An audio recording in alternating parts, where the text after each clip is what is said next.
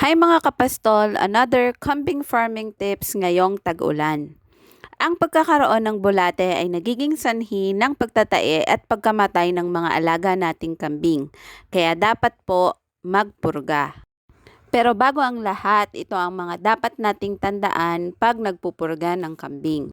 Just a disclaimer mga kapastol, hindi po kami mga eksperto. Ang tips na binabahagi namin ay based din po sa research at experience namin sa pag-aalaga ng kambing. Number 1 tip is kapag buntis ang kambing ay hindi tayo gagamit ng regular na pamorga. Pwede po tayo gumamit ng herbal na dewormer or mas maganda bago magbuntis ang kambing, purgahin nyo na po para mas safe.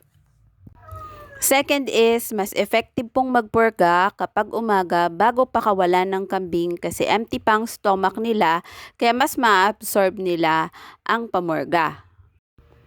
Third is, basahin nyo po ang dosage ng pamorga ninyo kasi may ibang pamorga gaya ng albendazole na ang dosage ay depende sa timbang ng kambing.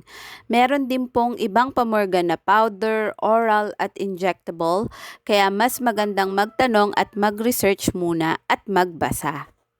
Fourth is, para po sa amin ay mas madalas kaming magpurga kapag tag-ulan dahil basa ang damo palagi kaya mas maraming parasite.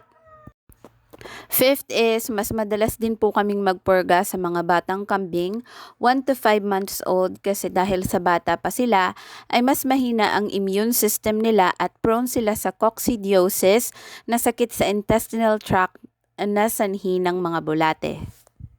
Yun lamang mga kapastol, sana ay may natutunan kayo at laging tandaan, araw-araw sipag lang. Thank you for watching, like and share and follow for more kambing farming tips.